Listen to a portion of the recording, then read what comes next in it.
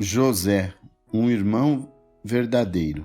Então José não se podia conter, mais diante de todos os que estavam com ele, e clamou: Fazei sair daqui a todo varão, e ninguém ficou com ele, quando José se deu a conhecer a seus irmãos. Gênesis 45:1.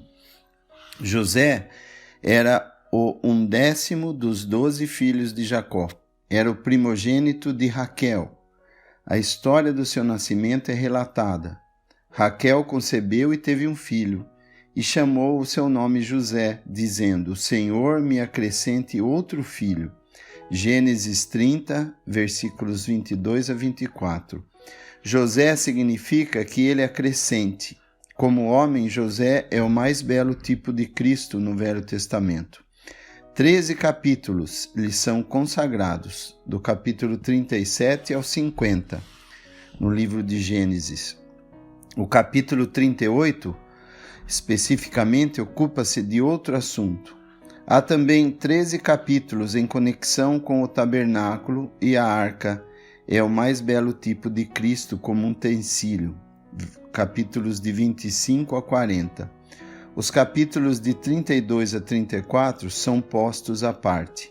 José era um homem notável pela sua bondade, sua fidelidade no cumprimento do seu dever, sua generosidade e seu espírito de perdão. Por meio de José, a visão espiritual discerne Cristo, que exerce a consciência, toca o coração, reconforta a alma. Ele ganha confiança e atrai a si no seu inefável amor. A fome, predita por José, veio sobre a face da terra. A morte olha os homens no fundo dos olhos. A morte não é uma legenda a destruir. Apresenta-se sobre 1000 aspectos. Naquele momento, a fome era o grande flagelo. Que terrível situação! Junto de José, há abundantes recursos. No país de Canaã, esta privação geral atinge Jacó e seus filhos. Ele força-os a procurar socorro, unicamente onde ele se pode encontrar. Bela ilustração do Senhor, do qual é dito: e em nenhum outro há salvação, porque também debaixo do céu nenhum outro nome há dado entre os homens pelo qual devemos ser salvos. Atos 4, versículo 12. 10 homens vêm ter com José. O seu nome tinha sido mudado para Zafanate Panea, que tem duplo significado. Em hebreu, quer dizer revelador de segredos. É dito da mulher samaritana que ela deixou o seu cântaro e foi à cidade e disse àqueles homens: Vinde, vede um homem que me disse tudo quanto tenho feito. João, capítulo 4, versículos 28 e 29. Esse nome complicado significa também em copta, que quer dizer no antigo egípcio, Salvador do mundo ou sustentador da vida. Os samaritanos fizeram uma experiência pessoal de fé. Assim diziam eles: Vimos e testificamos que o Pai enviou o seu Filho para Salvador do mundo. 1 João 4, versículo 14. Quando esses 10 filhos de Jacó se apresentam diante do governador do Egito, não supunham estar na presença do mesmo homem que haviam tratado de uma maneira tão odiosa havia 20 anos atrás, cujos pés apertaram com grilhões e a quem puseram em ferros. Salmo 105, versículo 18. Isso dirige ainda o nosso olhar para Cristo. Os pés são os sofrimentos endurecidos da parte dos homens. Sua alma, o que é invisível, sugere a distância moral entre ele e Deus, que ele não podia desejar. É toda a sensibilidade delicada de Jesus. E José, pois, era o governador daquela terra, ou de todos os povos da terra. Ele vendia a todo o povo da terra, e os irmãos de José vieram e inclinaram-se diante dele com a face na terra. Gênesis 42, versículo 6. Então José lembrou-se dos sonhos que havia sonhado deles. Versículo 9. Com muita sabedoria, José procura despertar a consciência desses homens que tão gravemente haviam pecado. Quão baixo haviam descido as suas consciências. José estabelece então um plano para que seus irmãos sejam levados em guarda durante 3 dias. Capítulo 42, versículo 17 de Gênesis. Era necessário que eles sentissem o mesmo em que injustamente tinham condenado seu irmão durante anos.